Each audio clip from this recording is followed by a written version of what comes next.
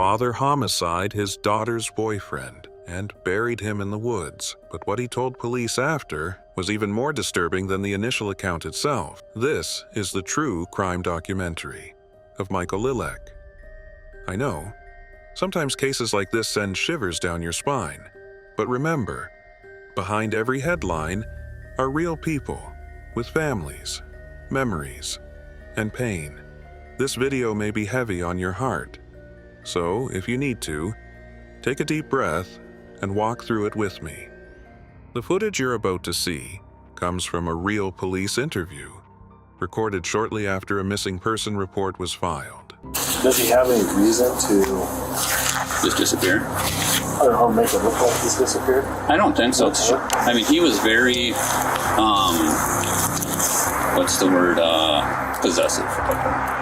It began like any other missing person case. On Friday, the Crow Wing County Sheriff's Office says they received a missing person report for 23-year-old Bryce Brogle.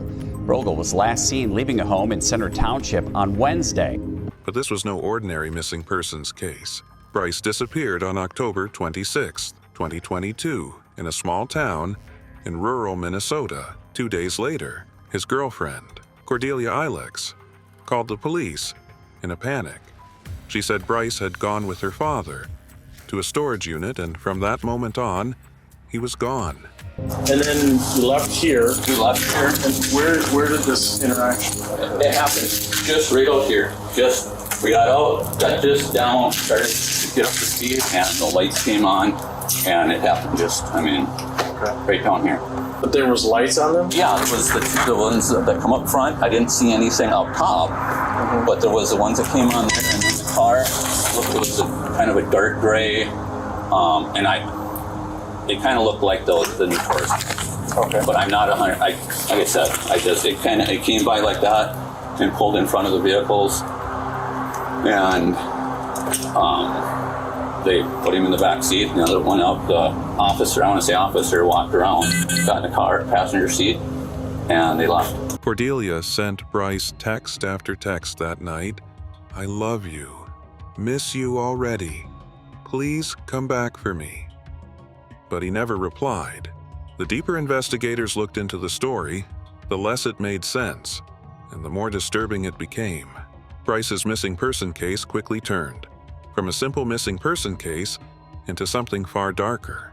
A storage shed, an abandoned snowmobile, and a grim discovery in the Minnesota woods. Today, we explore the chilling story behind the mysterious missing person case of Bryce Brogle. To understand what really happened, we go back to that Wednesday afternoon. October 26th, 2022, in Center. The temperature hovered around freezing. All day, the lakeside area was deserted, save for a few sleepy resorts. After the tourists had left, in this atmosphere, Cordelia stayed home with her father, waiting for her boyfriend to return. Bryce had just returned from a month-long trip, and on that fateful afternoon, he had gone to the storage unit with Cordelia's father and to store some personal belongings. Cordelia and Bryce had been together for 8 months, since February 2022. They had just arrived back in town that afternoon, after a long cross-country trip. Bryce had gotten to know Cordelia's father Michael so well that the two of them could walk to the storage facility without her at home. Cordelia showered, then grew impatient. She texted Michael and asking why they weren't home yet. No one understood why the short trip had taken so long a distance of only a third of a mile, less than 10 minutes on foot. A short time later, Michael returned, but Bryce didn't. He calmly told his daughter that Bryce had been arrested by officials in unmarked vehicles and taken away. No agency name, no ID, no paperwork, just the story. According to Michael, they had no identification, no badges, no credentials, nothing. And the strange thing was, and he had no idea what agency they were from or why they were being charged. This was her father, and Cordelia had no reason not to believe him. She sat there stunned, trying to make sense of it. Then she started texting Bryce again and again. "Baby, I love you. Miss you already. Please call me. She waited through the night for a message that never came. Finally, on Friday, October 28th, with no more information and growing panic, Cordelia drove to the Crow Wing County Sheriff's Office and filed an official missing person report. She didn't have anything more to give investigators, only the story her father had told her. Because Michael was the last person known to have seen Bryce, he became the first stop in the investigation. That same evening, detectives located him at a family Halloween party in Brainerd, just a short drive away. I figured when she said, she had said, she goes, Dad, I'm going to go file a missing person report. And I was the last one seen with him. Yep. And I said, okay. And so I figured sometime, if not today, tomorrow, you guys will be talking with me. When officers arrived, Michael seemed calm, even cooperative. If we could just start again with what happened. So we came here, we unloaded, we pulled out. And you're driving this The white Escape with a U-Haul trailer. So you guys, you drove right up here from the house. Yes. Unloaded. Well, how long did that take? Oh, 45 minutes maybe. Maybe. Because he was looking at stuff and trying to figure out if he was going to keep something or take something. Michael said the trip to the unit began around 5 p.m. He and Bryce spent roughly 45 minutes unloading boxes and deciding what to keep. As they were leaving, around 5:45 p.m., two unmarked cars suddenly blocked the driveway. It happened just right out here. We got out, got this down, started to get up to speed, and the lights came on. Michael said that as he and Bryce left the storage unit in a white Ford Escape, another car pulled up in front of them. The car had flashing lights on the roof, not the kind police use, but dim, unmarked ones. Strangers got out, and shortly afterward, both Michael and Bryce were arrested. Which vehicle did you end up in? The white one. The white. The white Ford Escape. Okay. Yeah. And then Bryce ended up in which one? The dark gray, whatever it was. He was driving the white Escape. Yes. So which vehicle did you end up? Oh, the SUV. Okay. And Bryce was put in which one? The gray car. And was there a cage in this car? Not in the one I was in. It looked from the inside. It was plain Jane. It had a small in the center on the center console. It had a small. Looked like computer or something, but it was folded down. According to Michael, they were separated immediately after being stopped. If this was a real arrest, it was not small scale. It appeared to be an organized operation with many police officers involved. Did he say anything to you when Bryce? No, he didn't. I mean, when we left here, he said thank you for your help, and that was it. Did you guys have any other conversation? No, I mean, I asked him on the way up here how the drive was. He said nice, decent. It really, I didn't care to talk with him. Michael didn't seem very excited to be around Bryce, and more importantly, was he the one who suggested going to the storage room with Bryce without Cordelia. Did Cordelia not want to come with, or what was the deal? How come she come with? Said she was smelly and stuff and needed to shower. Okay. According to Michael, the trip to the storage unit that day was completely normal until it was interrupted by some trouble that Bryce seemed to have caused himself. Bryce and Cordelia had just returned from a cross-country trip that afternoon, and Michael believed this might have had something to do with it. Did you know she was coming back? She called me. She called me Sunday and said, Dad, I'm going to be back in a week or so. And I was like, oh, sweet. She said, what's going on? She said, well, things just fell apart out here. And then that was Sunday during the day. And then Monday, she called me and she said, Dad, we're coming home tonight. And I said, what? She said, yeah, we're leaving tonight. This thing's turned really bad and we got to go. It seems Cordelia and Bryce have gotten themselves into more trouble than they could have imagined. After this went down, I went back because I thought she was going to be taken too. I figured when I got back to the house, she was going to be gone. So you're thinking this was something bad that they got into out there? Out in Washington, or I did hear the two when the guy was taking cuffs out of me. He did say Arizona. He did say Arizona. Right after their graduation party in June, Cordelia and Bryce hit the road crossing the country, from Arizona to Washington State.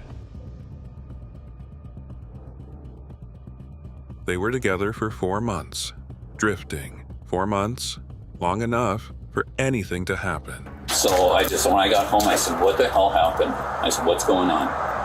I said something. I said, Bryce has been arrested. I said, and they were saying Arizona.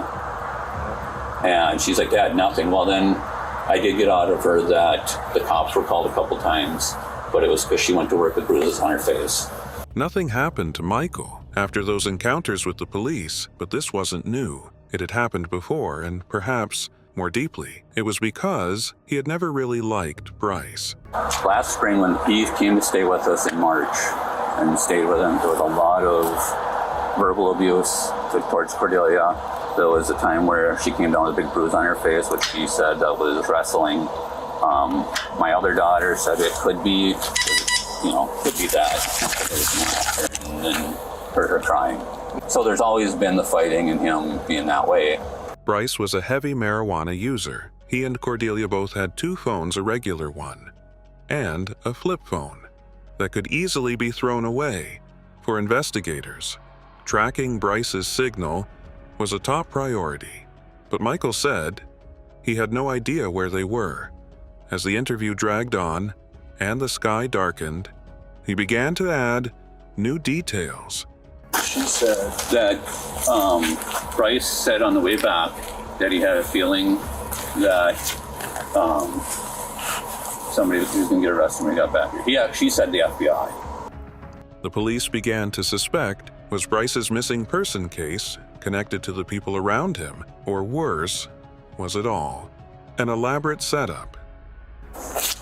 Does he have any reason to Just disappeared. or make it look like he's disappeared? I don't think so. I don't think, no. I mean, she said they were going to be going back to Montana to work. And that they were, I mean, he was very,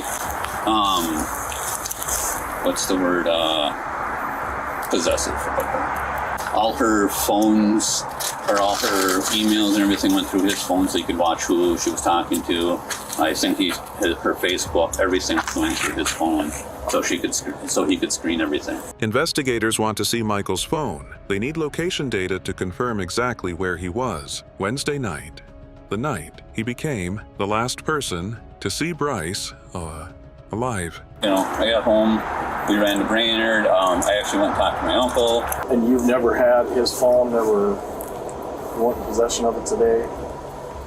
It was in the vehicle. Okay. I took it. I did take it. And I just wanted my daughter to get away from him. He admitted he had taken Bryce's phone and thrown it in a trash can at a gas station in Brainerd. His reason: I was scared someone could track it, maybe come after my daughter. I was scared, to tell you the truth. I was scared of the whole situation. And I wasn't sure. I was afraid, honestly, of somebody tracking it and coming after my daughter. On one hand, it's a dramatic story about a Bonnie and Clyde-like couple being chased by law enforcement on a cross-country road trip. On the other hand, Michael clearly dislikes and is suspicious of his daughter's boyfriend.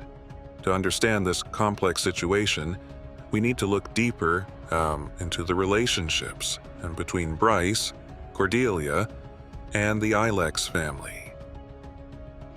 To add context, Bryce was born and raised in Brainerd, Minnesota in September 1999. He had just turned 23 that fall during a cross-country trip he took with Cordelia. He was adventurous, independent, a dreamer who loved the outdoors. He often talked about moving to Alaska to build a self-sufficient cabin and live off the land. He and Cordelia had been together since February 2022, bonded by their love of travel and dogs for them. The road was freedom until it ended, back home in Minnesota. After Cordelia graduated in June 2022, she and Bryce hit the road, starting a cross-country trip. For Cordelia, the trip was more than just an adventure.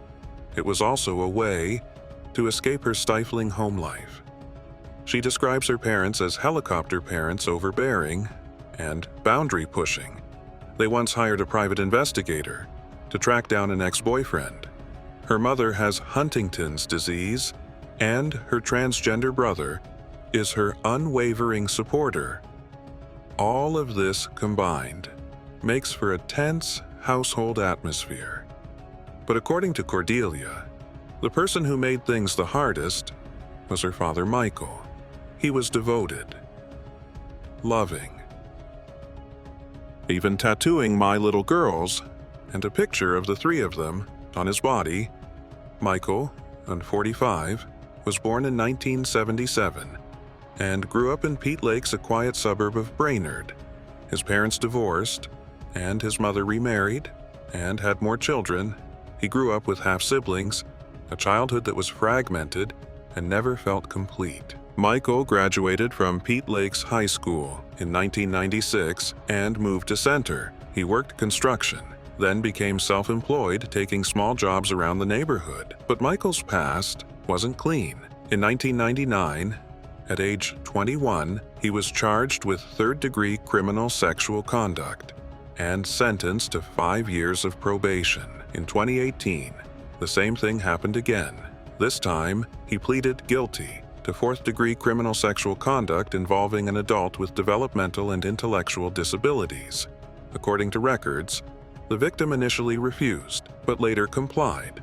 After repeated pressure, Michael was required to undergo 4 polygraph tests. One of the things, I don't know that we're at that point in this investigation, is a polygraph test. Yeah. Okay? In Minnesota, polygraph tests can't be used against you. So if you take it and you fail, it's not like we can say, you failed. Yeah. Okay? But if you take it and you pass, it's just one more thing and we're like, all right, just put it. Yeah. So that's a tool that's out there. We have it available to us. It would be, I would explain the whole test to you. I've taken them before. Okay. Yeah, actually past 4 you had to take them. Yep. Yeah. So you understand how they work. Yeah. But that was a completely different kind of crime than what might have happened. In this case, Bryce Brogle had been missing for 2 days, and Michael's story was becoming increasingly suspicious. He even admitted that he had threatened Bryce before. I just said, if I ever see another bruise on her, I said I won't be having words with you. But he seemed to anticipate this line of questioning. Doing something to him wouldn't change my daughter in that way. She's got to come to the conclusion that I don't want this anymore if she's being abused. And as much as it hurts and hard, I got to let her make that decision. I mean, I can't, Sometimes it's not even doing so. I have daughters myself, and just a little bit you told me. Yeah. I can tell this is torn you off. Yeah. Her being away with him, him controlling her. You never know when you're going to see her or hear from her again. Yeah.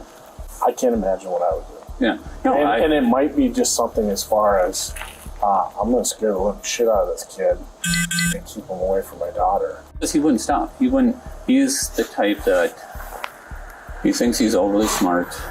He always bragged about when he took tests, he scored off the charts.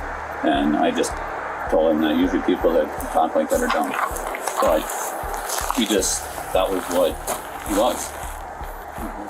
And I've talked with, I've been in counseling. And talked to her, and it's the same thing. I realized that I've got to let her do it. No, I thought you were with my phone. I was okay. No, my phone. So, yeah. Well, like I say, I'm a dad. No, yeah. I understand. I mean, from what you're describing. Yeah.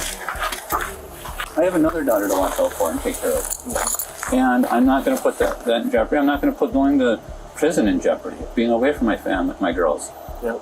And that's not worth it. And again, it'd mean more to me to see my daughter say, I don't want you anymore. I want to be done with you because you hurt me. And then if he won't leave her alone, do it through the proper channels of restraining order. Or if he's beating her, go through the proper channels and get him arrested. And that's how I want it to be. I want to beat him with this versus these, or have somebody else beat him. You know, I'm not. So. Well, at this point in time, I hope you feel like we're just doing our job. Yeah. And we hope that you would be able to tell us whatever you know. I have told you everything that I know and There's not any surprises when we get more of the phone data back from your phone, his phone. shouldn't be. Shouldn't be is usually an answer that tells me that there's something. There's nothing from my phone. I mean, I'm all over the place. I mean, I don't. His. When you had it, were people calling? Did you answer a phone? No, I didn't answer anything. Actually shut it off. You know. When did it get turned back on? I never did. It's been on. Then I never did. It doesn't go through your voicemail. Because I never turned it on. Maybe I didn't shut it off. No, there shouldn't be anything. I mean, I'm all over the countryside, here and there and everywhere. So I'm in the woods, deer hunting, or you know. Investigators checked and found no record of a warrant for Bryce Brogle's arrest nor of his previous arrest. They also searched a gas station in Brainerd and found 2 of his phones in the trash. Michael later admitted he was the one who threw them away. Who's that by the truck right now? Is that Mike that's he's at the back of the truck? Yeah, looks like he's putting ice in the back. Did he stop in the store and buy ice, I'm assuming then? Yeah. I think that's what he bought. That's what bag size looked about right.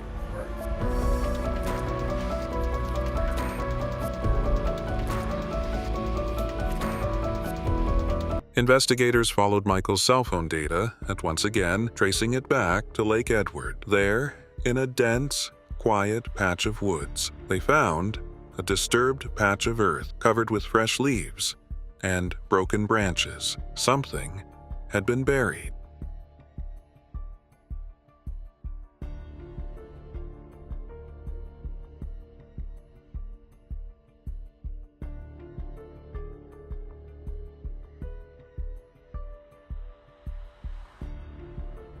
So it's a sandy, previously dug area that they broke off branches and stuck them in the ground. Fresh leaves on top. And then fresh leaves on top. But it's, This is probably animals. we kind of dug down with their boots about 6 to 8 inches and don't see anything. But this is probably, it's really odd. When a team began to dig, they uncovered a human body concealed beneath layers of soil and foliage. It was Bryce Brogle.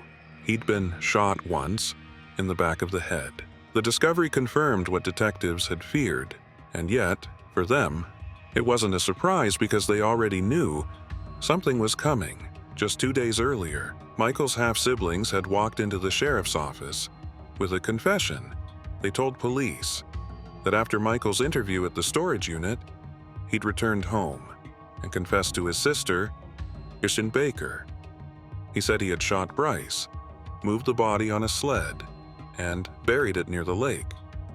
He even described covering the site with leaves from Jen's garage. He told her not to worry, they'll never find him. But Jen did worry. She immediately called their brother Patrick, a night shift clerk known by local police. Patrick contacted investigators asking to stay anonymous. When they searched along Michael's route, they found a sled dumped in a roadside ditch, still covered by a red-brown stain. The evidence lined up perfectly with the confession. On November 2022, police arrested 45-year-old Michael Ilex and charged him with second-degree homicide. They believed he lured Bryce to the storage unit, shot him, cleaned the scene with bleach, and buried his body in the woods. He had even told family members 2 days earlier that he'd already dug the hole. As detectives kept digging into his background, more disturbing facts emerged. Michael had 2 prior convictions for sexual misconduct, including one involving a vulnerable adult. He'd once bragged about passing multiple polygraph tests, saying, "I've taken 4 and passed them all." To him, this was just another problem to explain away. But for investigators, it showed a pattern: manipulation, control, and deceit. by early 2023. Prosecutors upgraded the charge to first-degree premeditated homicide. They said, this wasn't rage, it was planned. Michael had taken his gun from his sister's house hours before the killing, claiming he needed it for rodents at a job site. He then used that same weapon to shoot Bryce from behind.